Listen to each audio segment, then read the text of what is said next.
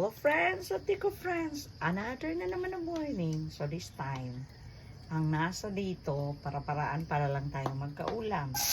Magigisa ho tayo ng sitaw sa umaga.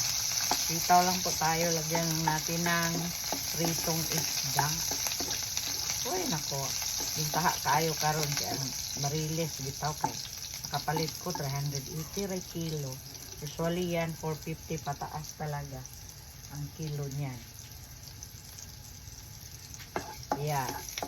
Ay, buti na lang medyo mura. Yung 1,000 mo nasa 2 kilo kalahati na. Minsan ako 1 kilo kalahati lang. Ngayon medyo kasi 1,000 mo dalawa at kalahati na. Kung ba?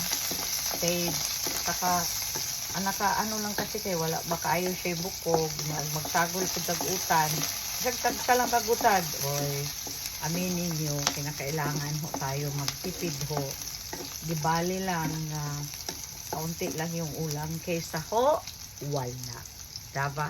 It's true and it's practical dahil ito isang lang to isang yung malaki na hiwa yan lang ho ang sahog ko sa aking gisang sitaw. Ito po yung igisa ko.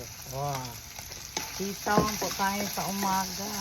Lalagyan ko lang yan ng kaunting oyster sauce, titimplahan. Tapos, ilulunod mo ito, lalagyan mo ng pepper.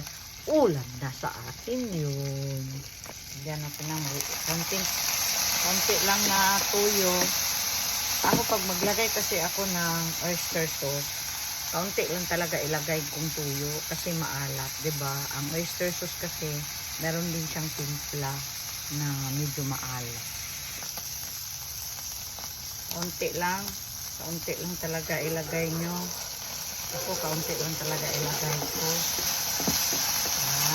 Tapos lalagyan ko siya ng kaunting mainit na water para hindi ho siya dikit. At mag-blend ho yung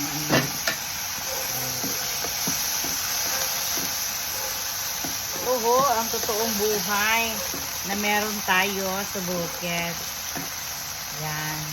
Para-paraan ho, para magkaulam lang ho tayo. Saan pala ako ng powder na paminta, okay na lang din to. Lagyan lang natin na kaunting durog na paminta. Tapos nyo na siyang matimplahan. Ilunod ko yung sitaw. Tapos, pag maluto, yun na. Tikman nyo kung tama na ba ang tinta. Kung ayaw ang dunong buhay, pala. Kinakailangan din nasa tamang timpla. Diba?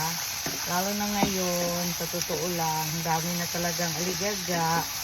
Kasi takot na mawala ho yung FB. Kasi, ang iba kasi, huminto kasi din ang trabaho. Ginawa nilang to. Naku, mag-isip talaga kayo. Kung may trabaho kayo, huwag niyong iwanan dahil lang dito. Kasi di natin talaga alam kailan at hanggang saan ho nandito tayo sa world ni Nita. Kaya, para lang, mas may may extra ka. Ganun lang, wag lang ho yung seryosuhin talaga na iiwanan yung mga trabaho niyo. Wag yun.